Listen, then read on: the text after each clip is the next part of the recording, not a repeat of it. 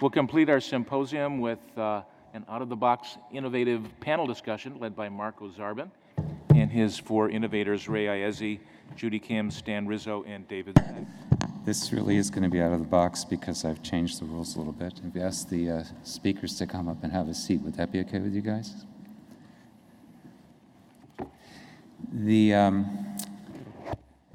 I want to start by asking Judy a question about the Homo CT. The things that occur to me are issues of liability, false positives and false negatives.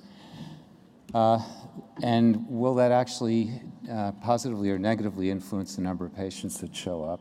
And then also, what's the future of this technology in view of more long-acting therapies like gene therapy, or even just using treat and extend protocol? I mean, how is this really going to create an advantage over people that are using treat and extend? That's a lot of questions. Which one do you want me to answer first? Whichever one you like.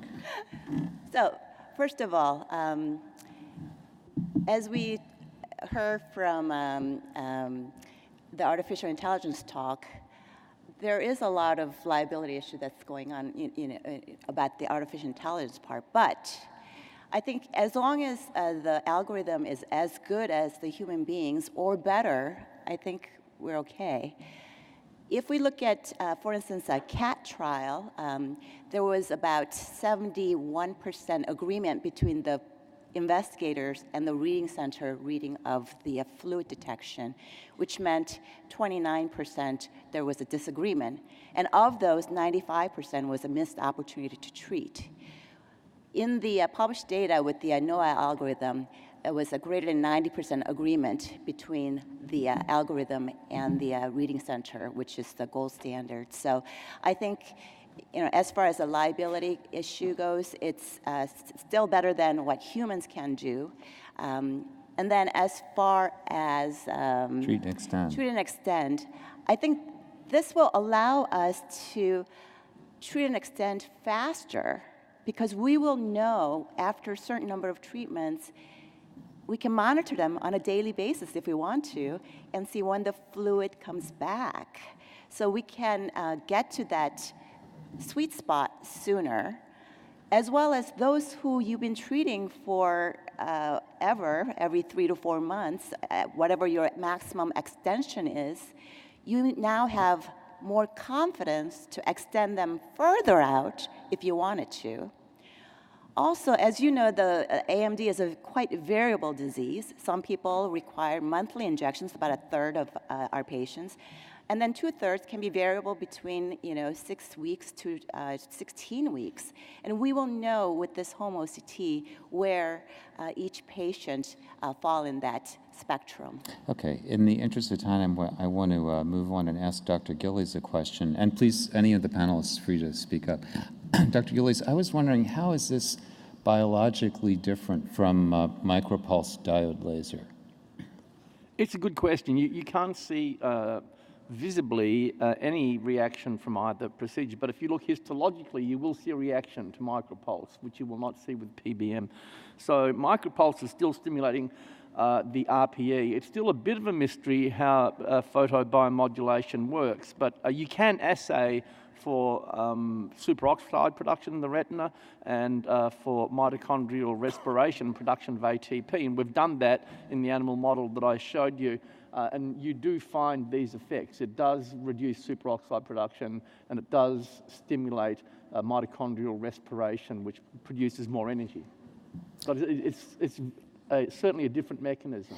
That's the question. Is it a sublethal stress response like micropulse, or is it a different mechanism? It's not a stress response. No. It's a very beneficial treatment, actually. I'm very interested to see how they go when they do it daily with the DRCR. I think that's going to be more effective. Mm-hmm. David, you're a translational scientist. Do you have any comments about that?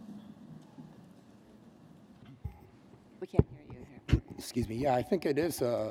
Stress response is a matter of definition, and this is akin a little bit to kind of preconditioning. You prime the photoreceptor cells and to actually change their transcriptional profile, and we don't understand perhaps the specific molecular pathways, but I think that this is triggering those kind of responses that will let it deal better with the sick environment. Ray, it looks like you want to say something. Sure. You know, light has the ability to directly interact with proteins. And it's believed that photobiomodulation and the specific wavelengths and the specific power densities that are used can alter the function of oxidative chain molecules in the mitochondria, part of the Krebs cycle. In fact, the complex 1 is modulated by photobiomodulation at the wavelength that you used at 670. And so, you know, we know that diabetes is clearly a metabolic problem, and modifying oxidative phosphorylation may have a key role. So I don't really see photobiomodulation as an injury with a healing response. I think that we are actually using light to interact with proteins. The question that I would have is, why is the effect both A, delayed, and B, sustained? Because if we're having this momentary interaction with those proteins of the respiration chain, then why would we see a delayed response when that interaction is immediate? And why would that interaction, or why the effect, be sustained? And so I think that's really curious. That is curious. And the other thing that's curious about it is that it's remote. As I said, you don't have to actually treat the tissue directly. But we had a small study. It's only 21 eyes, and we'll see if this pans out with the larger DRCR-NET study. But there are 2 decades of in vivo and in vitro studies, animal studies and so forth, that show that perhaps mitochondrial dysfunction is where this is targeting. And studies have shown that it can improve wound healing as well as make things grow. But in diabetes, it seems like it's making the macular edema improve. But I was curious to how did you choose your treatment regimen, dosing 3 times a week for 3 weeks? We just pulled it out of a hat. We had no idea. Like the 80-hour work week, Let's right? start somewhere. Let me, by the way, Dr. Ulis, did you look at changes in DNA expression after photobiomodulation therapy? No, we haven't Because done that. that would be one way to get a delayed and then a sustained response. I want to ask Jean-Pierre a question about the robotic surgery, which I think is really very cool. And it has to do with coupling the very high-resolution imaging technology, but not OCT, I mean really imaging, with this kind of surgery. You know, do you think you can do it, and what kinds of operations do you think we'd be doing if we had that capacity compared to what we're doing now? So I think that currently during traditional surgery, we have 2 problems. One is the amount of feedback we get. If you speak closer to the microphone. The one is the amount of feedback we get, and the second one is the precision. So for the feedback, we can translate the information through visual feedback or haptic feedback, as I described. But we need to find the right balance between the amount of information we want to provide and how to provide it. Because if you provide, let's say, too much information, such as the current OCT microscope, it may distract the surgeon. So, I mean, different level of imaging are needed, but the ideal way how to display or to feedback this information to the surgeon is not known so far. We are testing different options. Can I make an observation about that? So it reminds me of being in graduate school when you're looking at something under a microscope. You know, you start at 20x, then you go to 40x, then you do oil immersion with 100x. And I think that's how the surgery could work, that there's a certain part of the operation you're going to do at low mag, and then you get more and more and more to the point where you need really high resolution so that you never get lost, actually, inside the eye. You know exactly where you are when you get to that really high resolution moment. Is that kind of the direction you're thinking about moving in?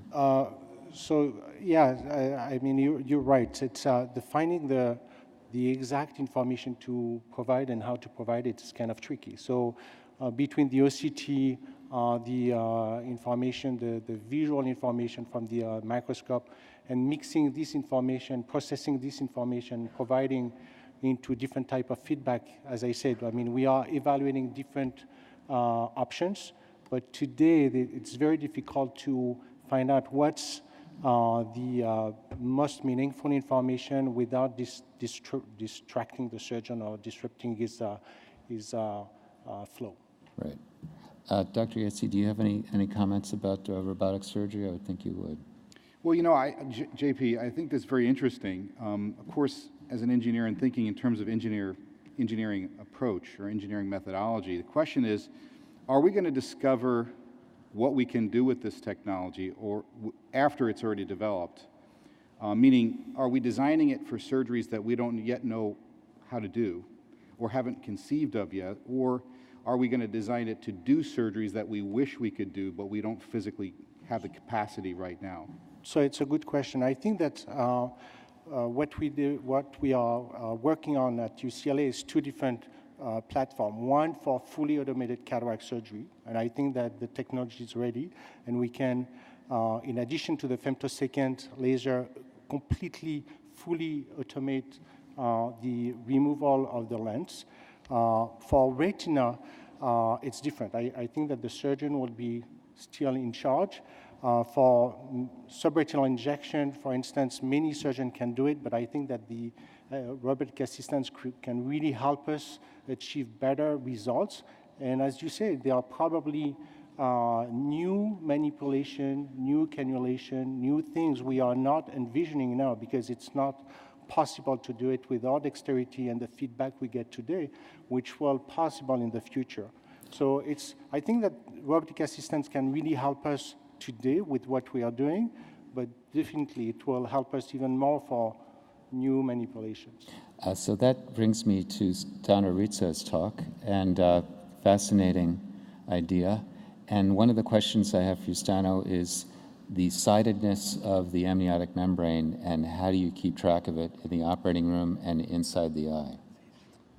And you have some data to share with us on that, I hope? Yes, I have some slides. Some slides, yes. So to, could we show Dr. Rizzo's slides that are going to teach us how to do that? at the end of my talk, there's a few slides. They're at the end of his talk. Here we go. Okay, this is the preparation. We are using now some cutaneous sponge starting from 1 millimeter to 8 millimeters. It's very important because, of course, we know that if you have a very thin layer of amniotic membrane, of course, the photoreceptors can slide over the membrane. This is very important. So this is a very round, precise cut. Can you go forward, please? So this is how to recognize the right side. Can you go with the video, please? Okay, yes.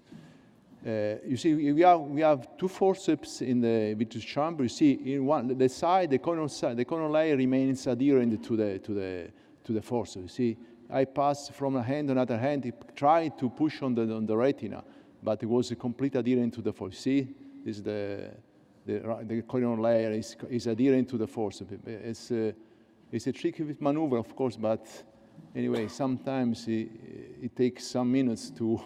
But you recognize, first because it's adherent, and it's very soft. It has some filament. When you touch the retina, it remains adherent. See, now you can introduce under sublethal space or over sublethal space. This is the only trick I can suggest. Got it. That's very helpful. So I would think that the kind of manipulations that Stano's doing here, especially what he gets under the retina, is where robotic surgery could make things easier for a person like me. JP, what do you think about that? Or do you think that's overkill? I'm sorry, I didn't know. Well, he hasn't shown a video of it, but there are times when he kind of gets the amniotic membrane under the edge of the retina. So if you have a person who's a high myope with a posterior staphyloma and a retinal detachment due to a macular hole, so that's a case where you're not going to get the retina to go back into appositional closure because it's stretched. This kind of approach might be a very useful approach. And I could see how when you're working under the retina to get the amniotic membrane edge beyond the edge of the hole, do you think robotic surgery might be useful under those circumstances? So sure, I mean, with robotic technology, you can actually envision many different things. You can have 3 or 4 instruments working at the same time inside the eye. So today, when we do bimanual surgery, we are still limited for some manipulation. So we can, the robotic technology can really open the door to anything. So if you want to have like 4 instruments inside the eye, one maintaining the retina, the other one kind of positioning properly these implants, another one illuminating properly, everything is possible. Got it. So yes, for sure. Any comments from the panelists on this? Have you done any autofluorescence afterwards to see whether there's any damage as you try to put it underneath? No, the only damage, of course, if you want to put under the retina, you have to elevate the edge of the hole of the break, because we start putting over the retina. But of course, in that case, we need silicone oil. But putting the membrane under the retina, of course, it takes few seconds to remain adherent. You can use only air. It's very short position, a few hours after the surgery. It's a great advantage compared with, of course, with other methods. Very short position and only air like as the tamponade. Did you need any special institutional approval to use amniotic membrane?